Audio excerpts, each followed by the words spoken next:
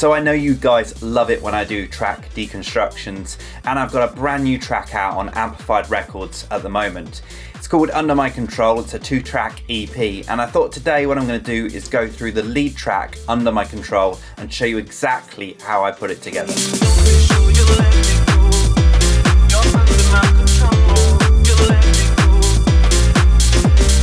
So let's get straight into the project, and like most of my tracks, it's just come about just by playing around, looking at samples, seeing what I come up with. I'm not even sure where I started with this track. I think it was probably from the vocal and it kind of went from there.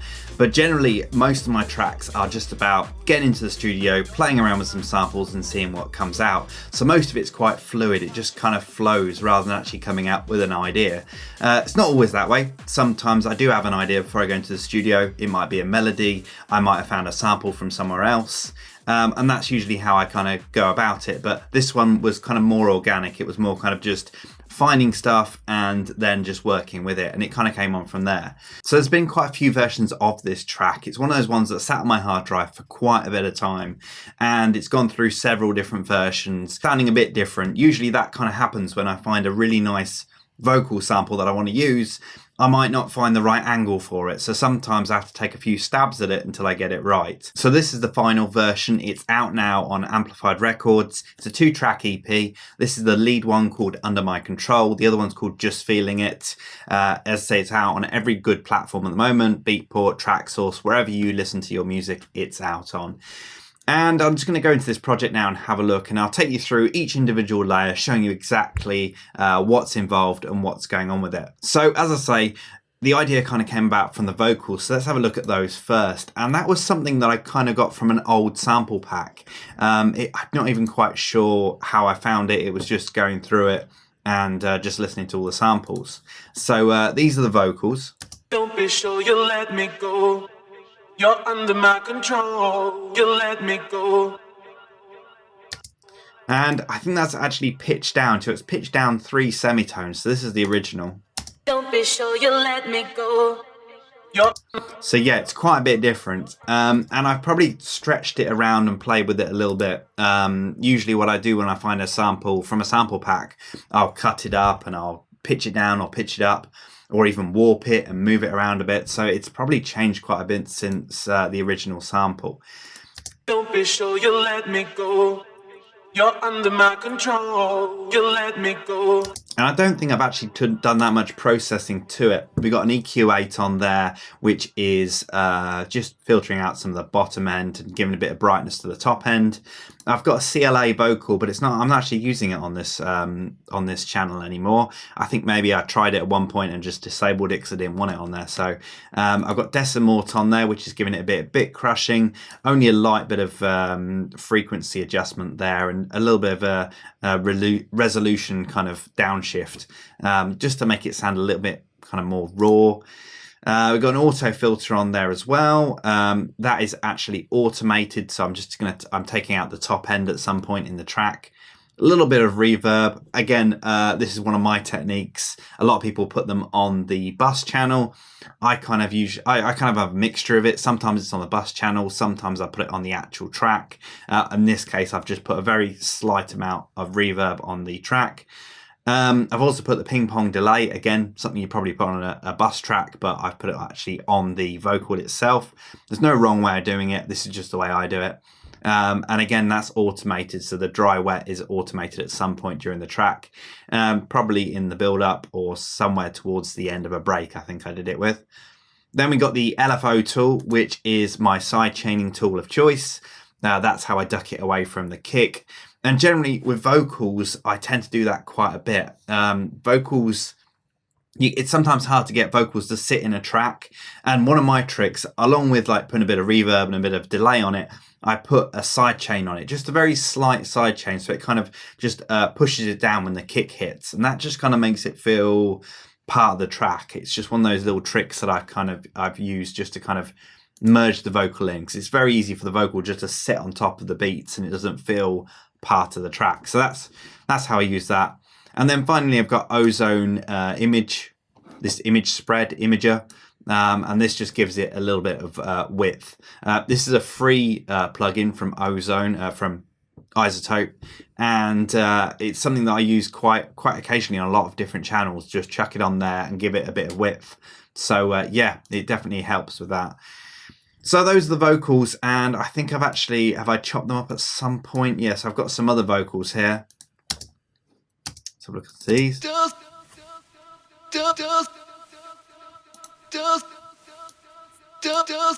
So that's just a vocal stab going on there, probably just from another sample pack maybe. Again, pitched up and down, very light kind of processing on that, nothing really out of the ordinary. I've got another one here. Yeah, just a male vocal there. The female vocals, again, I've chopped up the main vocal, so I've taken the main vocal sample I've got there. I've done a slice to MIDI, so I can then play parts of it via MIDI, and I've just basically cut it up. That's kind of what I've been doing with that. Don't be sure. Don't be sure. So yeah, I've really just simply cut that up, and I've got another instance of it here as well.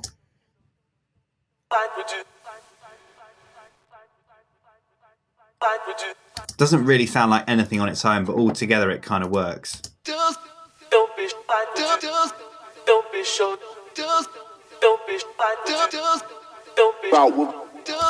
So yeah, it's all a combination of different things. It's kind of I'm filling up different gaps within the track just with different vocal hints here and there.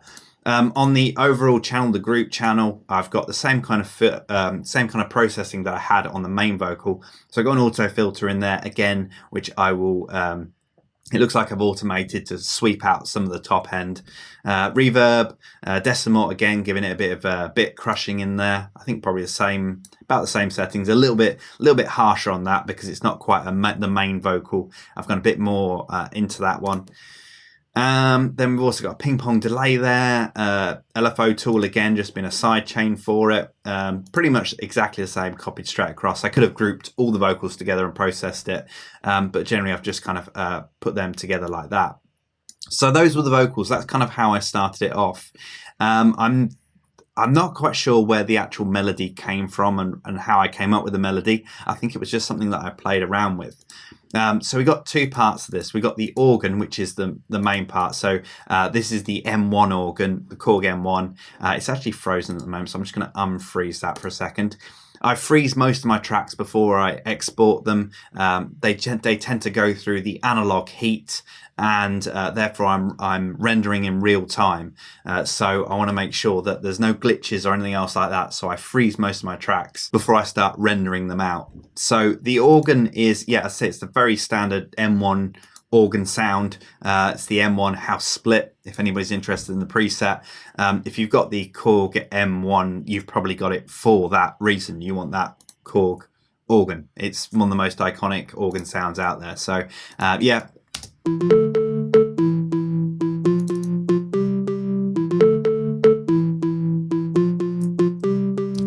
I think those notes, I probably drew them in. I don't know if I play them on the keyboard at some point. They might have been played. I might have played them on the keyboard very roughly, and then kind of tidied them up, usually within the MIDI.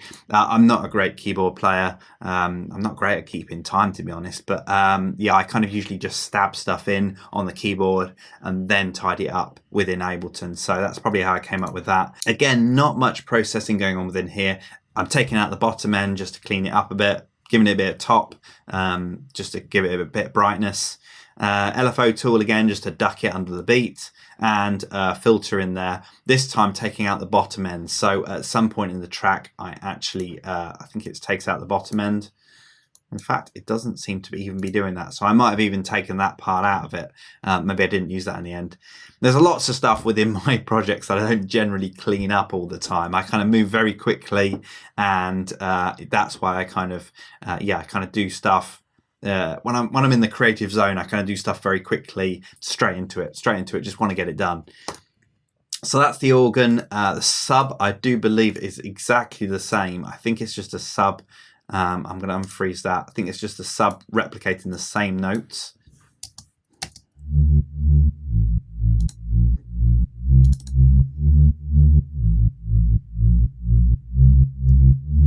So it is the same notes, they're just held. It's a real deep bass sound that actually. It's coming from Massive. So this is kind of a Reese kind of bass. Reese basses are obviously really kind of common in drum and bass. And I wanted something that kind of sat on the bottom, just underneath that M1 organ, gave it an old school kind of feel, but had that kind of presence, and it wasn't too subby. I wanted the sub there, but I wanted some higher frequencies as well, and these Reese basses really work quite well. On that, I've got a Neutron, which is one of my favorite plugins. I love the Neutron by iZotope. This is Neutron 2, and basically you can use the track assistant on this, and the track assistant, what it will do is it will analyze what's playing, and it will make suggestions as to what it can help, what can help that sound and improve it. Generally I use the assistant as like a starting point, so I'll hit the track assistant button, and it will analyze the track that's playing, and it will make some suggestions for EQ and exciter and compressor and stuff like that, and then I'll listen to those and maybe tweak them afterwards. Now generally it will make changes to the equalizer, it'll put an exciter and a compressor in there and stuff, and clearly on this one I've got rid of the exciter, I've turned the exciter off, I've turned the compressors off. The only thing that's on is the equalizer. I've cut out a lot of the bottom end. You probably can see there's a couple of peaks here. These are probably peaks that the original Neutron track assistant did, and I've kind of tweaked them as I've kind of gone along. So it's just peaking a bit there at about 800. I generally use the Neutron on most of my bass kind of elements. I find the EQ kind of works better than the Ableton Live one, but that's just because I like using the EQ within Neutron or within Ozone. So yeah, that's just processing on that. And again, I've got the LFO tool here, which is the sidechain tool. This is a much more extreme curve. This is because I really don't want it interfering with the kick drum at all. So it really takes it completely out when the kick drum hits. So yes, that's how the sub's working within there. So let's get onto the drums and have a look at the drums. So the drums within here are actually grouped twice. So I have the main group of drums, which includes the kick, crash, and then the rest of the drums. So the rest of the drums are like my tops loop. These are all the tops, and I've kind of processed them slightly differently. So we got a whole load of elements. So let me go into the different tops and I'll show you. So I've got a couple of claps in here.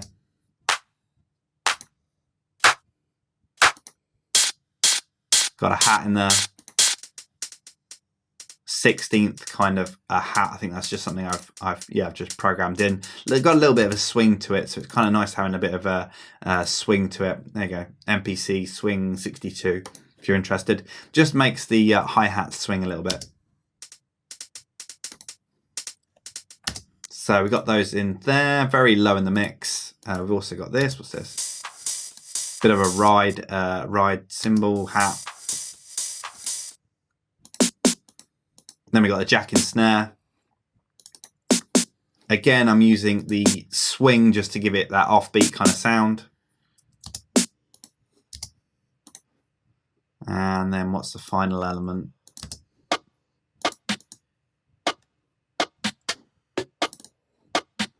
Okay. Just some percussive elements in there just to fill it out.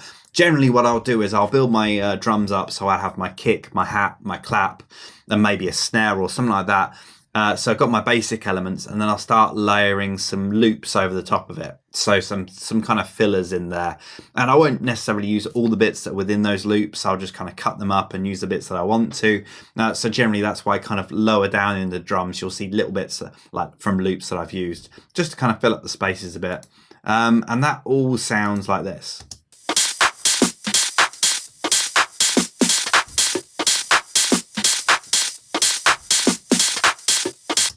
So again, this is all grouped. So all these top elements are all grouped in a drums group, and I've got the decimal on here again. This is just roughening them up a bit.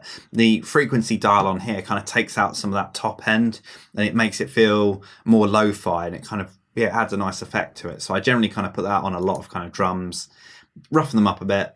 I've then got an EQ in there, and I'm cutting some of the bottom end out. I've EQ'd every single element within here, so there are EQ tweaks that I've done to each individual drum hit within here. Really simple stuff, usually just taking out the bottom end, maybe getting rid of some problem frequencies. But on the overall group, I've taken out some of the bottom end and a little bit of the top end as well, just to kind of, again, give it that lo-fi kind of feel, getting rid of some of those real bright frequencies so it sounds lo-fi basically. That's kind of the effect I was going for. And then finally, I have an ozone. So I've got an ozone on the top of here. So, so this is just the ozone imager. So this is different to the standalone tool. This is part of Ozone's 8's imager. This has got a little bit more control. You've got, it's like a multi-band imager. So I've made the lower bands kind of more mono, and then the upper bands a bit wider basically, so that I'm not kind of muddying up the bottom end. The bottom end should really be mono to kind of the stereo frequencies within the bottom end can really cause some issues. And I've always found it got really muddy down there. So I generally make them mono. So pulling this down has made it like -100 width, which basically means mono. And then at the top end here, so the top frequencies, I've made them wider. So so in all, the drums sound wider on the top end and more close together on the low end. So it works. So those are the drums. And then I've also got the kick and the crash then grouped with the tops all together, and I've put the glue plugin on this. Now, if you watched any of my previous videos, I've always said how much I love the glue plugin. Now, the glue plugin is actually part of Ableton. You can actually look at the glue compressor within Ableton, but I've always used the standalone version. I've been using this for years before they ever built it into Ableton, before Ableton bought it and put it into their software. I've been using the standalone version, so I just always use this, and generally I love it because I love the presets. I really need to move the presets that I've got here into the Ableton version. That would probably be a good idea. But generally now I just use the plugin and put it straight on the channel, and that kind of glues everything together. So I've got so the tops are all being kind of glued together with the distortion, but then I've also got this glue compressor on the kick, the crash, and the tops, all gluing them together as well. So multiple levels of glue stuff. So so those are my drums. That's pretty much all together. Let's play that all together so you can hear how that sounds.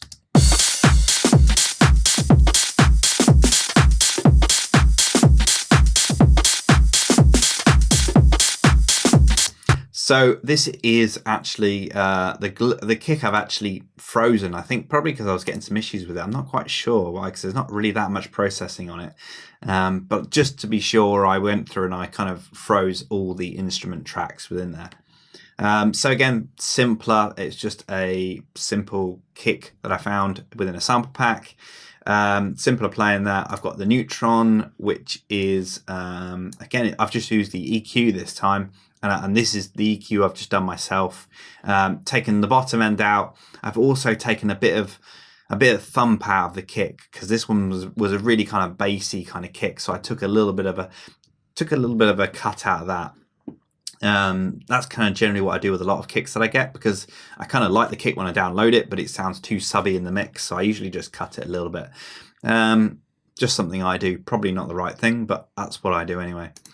So so that's the kick, and I think, so I've also got an EQ8 in there. At some point in the track, I actually, let's have a look, see where the automation is.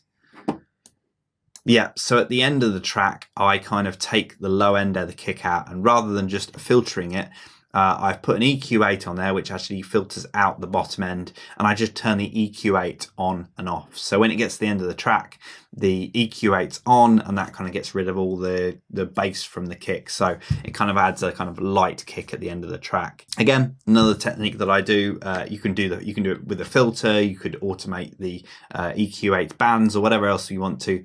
Totally valid ways. This is just one of the ways that I do it. So, and that's the kick for you. So let me just have a look what else we got within here that might be interesting. So I can't believe I forgot the piano. When I was looking through the project, I completely missed that out. So I'm going to unfreeze that now, and we'll have a listen to that, and you can see what that sounds like soloed.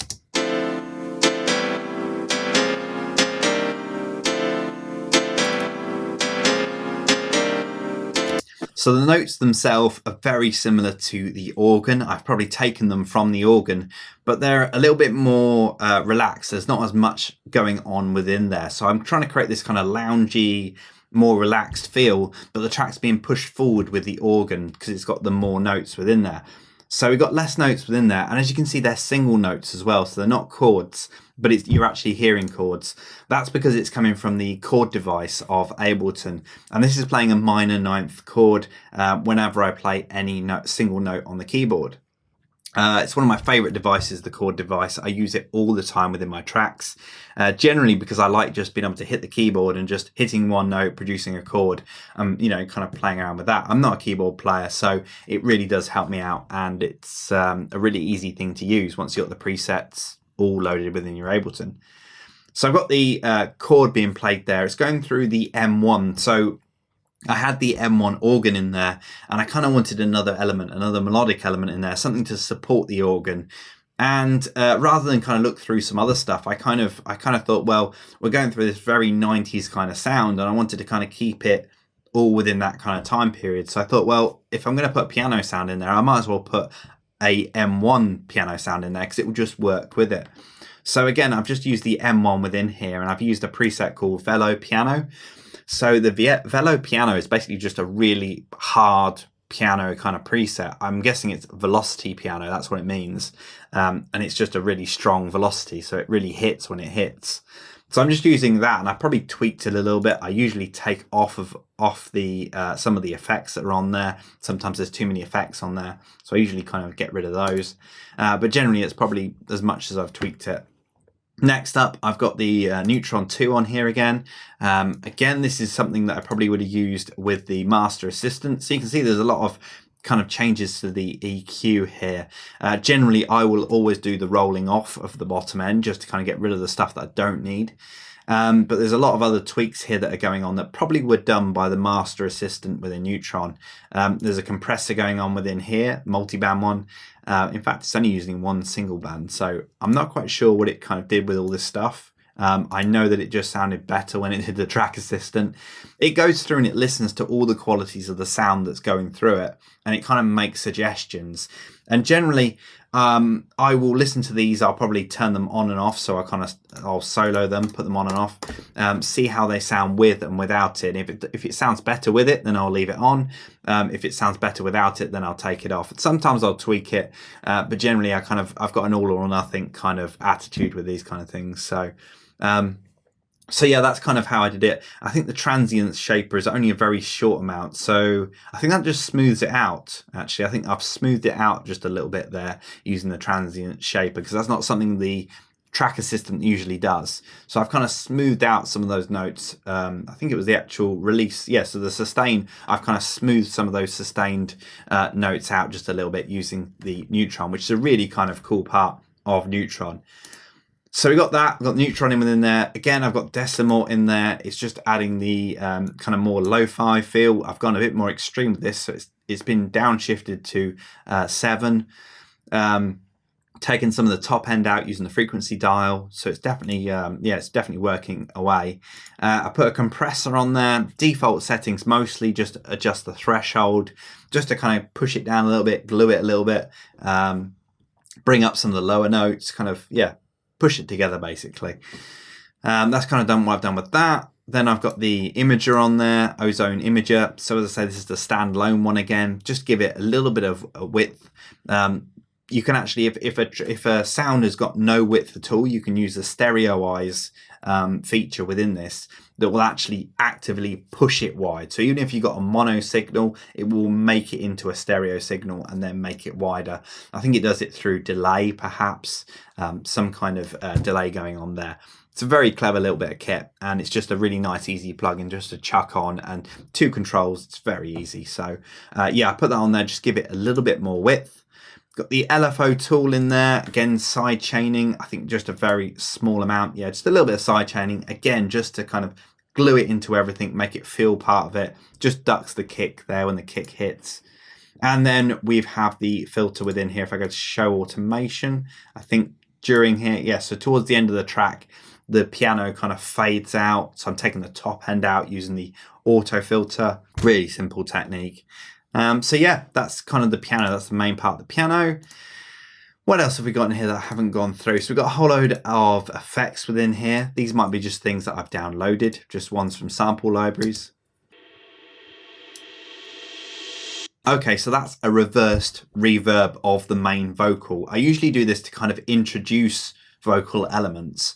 And what I do with that is I take just a clip of the original vocal, I reverse it, put a reverb on it, save that out, and then reverse it again. So I've got like a reversed reverb of it coming in. At some point I'll do a little tutorial on that, but you'll probably be able to see that somewhere on the internet. There must be a tutorial out there. I'm sure I probably learnt it from some tutorial on YouTube. If not, I'll do it on my channel at some point. And that kind of just leads into the vocals. So if I solo the vocals with this.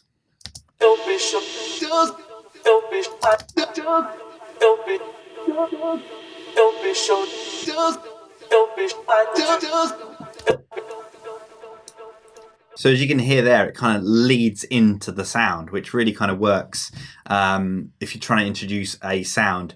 Or quite often you do it with a reversed cymbal, for example, just to kind of introduce another sound. And it works really well for vocals, this technique does. We've also got another one here, so that might be another.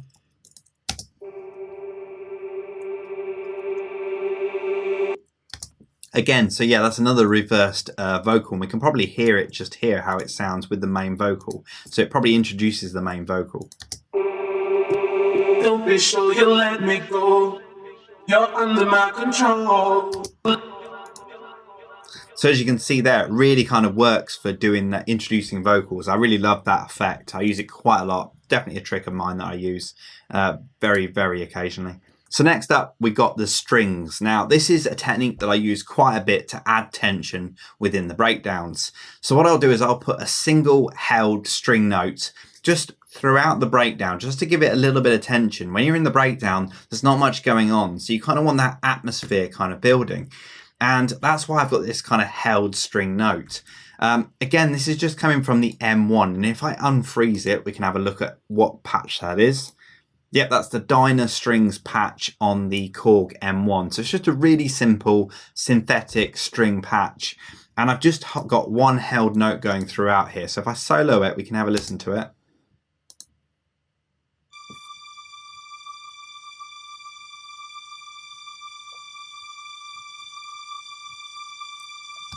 So it really is just a single held note, but it's one of those things that just kind of adds that layer within the breakdown, just some kind of tension within there. Again, it's just at the root note of the track, so we are in D, so it's just got a held note of D, and it just goes throughout the whole of the breakdown, and in fact it actually goes into the main track as well, so we got that within there. There's not much processing going on with this. I've taken out the bottom end generally because it's a very high string, so you don't really need any kind of low end on a high string. So next up, we got the LFO tool. And again, this is something I put on there just to give it a bit of a pumping effect, something to kind of merge it in with the rest of the track. If it's just a held string note, then it might just get a little bit boring if it's just that single thing going throughout the whole track. So I've got this kind of pumping effect from the LFO tool. So it just kind of, again, merges it in with the rest of the track.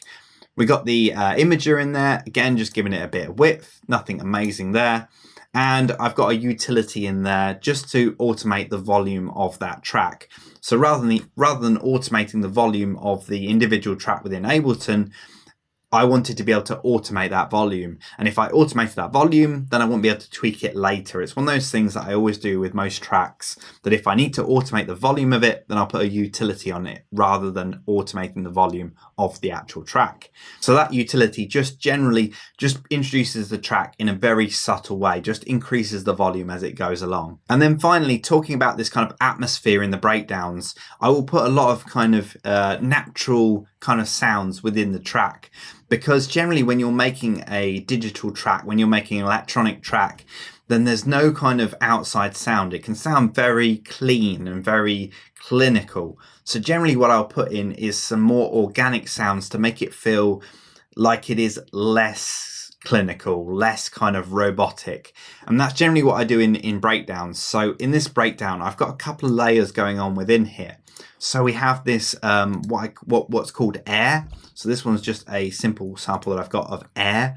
Again, it could be sampled from anywhere. You could go out there with a audio recorder and just record, what's happening outside, and that would be your air sample. I just got this from a sample library.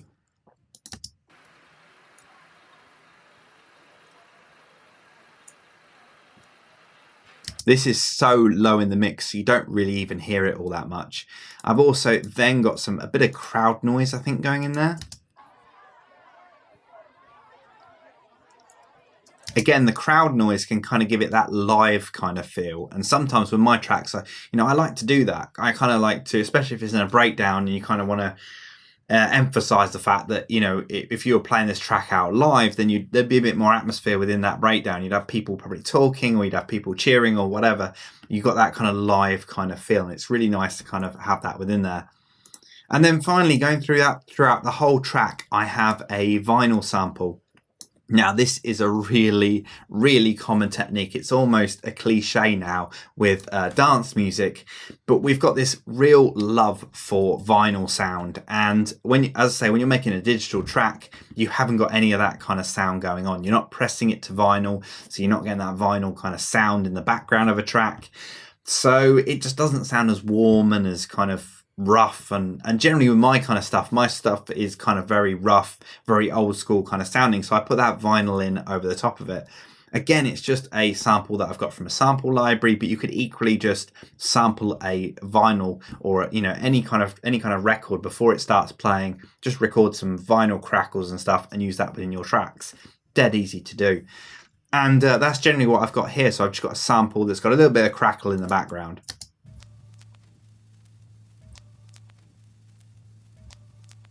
It's really low in the background. It's so low in the mix, you don't really even hear it. It's just one of those layers that kind of makes it warmer.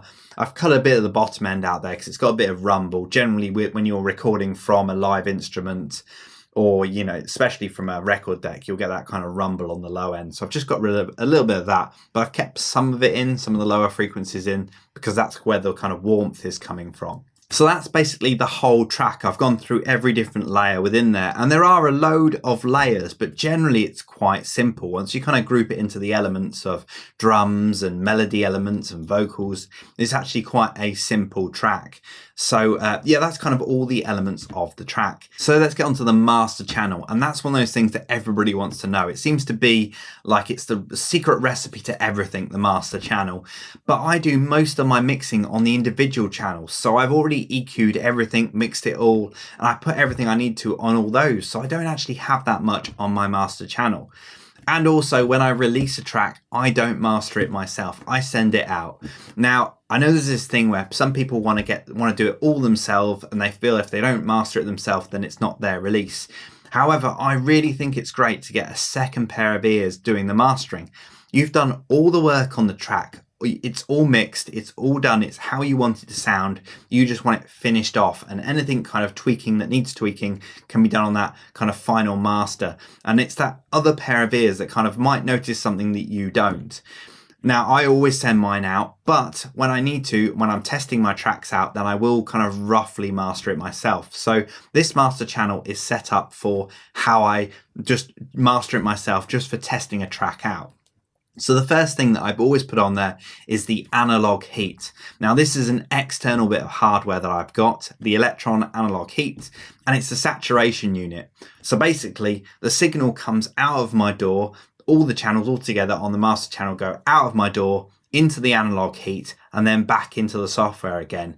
And what it does is the analog heat, it runs it through some analog circuitry, which gives it some kind of saturation, some rougher kind of feel. And I really love it for just adding that subtle bit of analog sound to it from the digital signal that it gets sent in. So it doesn't sound as clean. It kind of roughens it up a little bit. It might take a little bit out of the top end, a little bit out of the bottom end. I can't really tell what it's doing. I just know that it sounds good, and I tweak it a little bit. I put it in very subtle amounts. But I find that that's almost the secret sauce on the master channel for me for most of my kind of music. And finally, we got Ozone. Now, I only use Ozone when I'm mastering the track for myself to play out. So that's generally when I've just finished it and I want to do a test master of it and I want to play out my set, see how it sounds. I don't send it to a mastering engineer straight away unless I've got a really big gig and I want to make sure that it sounds perfect. Then generally I will master it myself using Ozone. Now, some people like Ozone, some people don't like Ozone. I think it's come miles and miles and miles since the early versions of Ozone. And I think it's actually a very sophisticated bit of software. And I use it quite a bit for mastering my stuff when I need to play it out. Now, generally, I use the Master Assistant within here. Again, like the Neutron version, it will listen to the signal that's coming in and make suggestions for you. But one of the most amazing things of that Master Assistant is that you can give it a reference track. So if you've got a track that you really like the sound of, then you can feed that into Ozone. It will then make the same kind of changes to your track to make it sound like the reference track.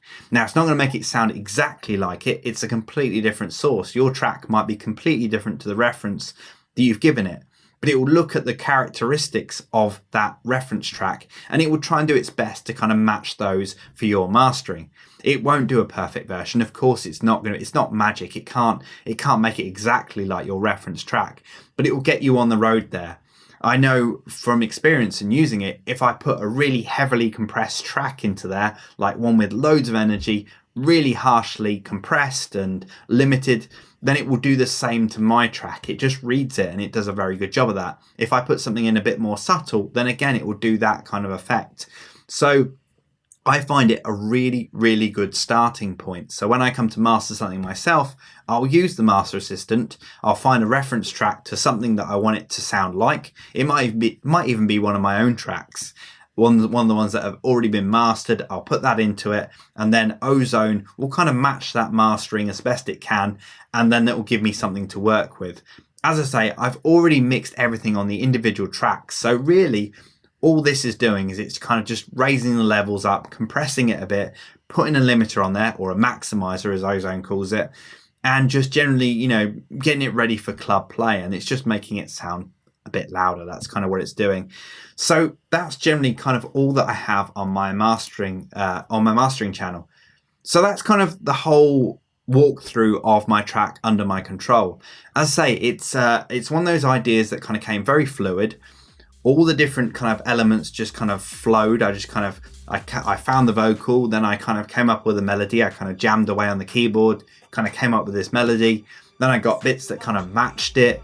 Then it was kind of getting the drums together, so that kind of works with it as well. So it was very kind of organic kind of process, and that's kind of how the track came about. So yeah, hopefully this has been interesting. Hope you really enjoyed it. But honestly, the amount of times that I've learned something from another producer or from a YouTube video or whatever like that, just another technique that is just a little bit different to what I do, but suddenly it's that breakthrough moment that you need. Hopefully this video does that for you. So if you like this video, give it a like on YouTube, subscribe to my channel if you haven't already, hit the notification icon as well so that you get notified when I upload other videos. I've got a whole load of production stuff on my channel, along with a whole load of Pioneer videos and things like that.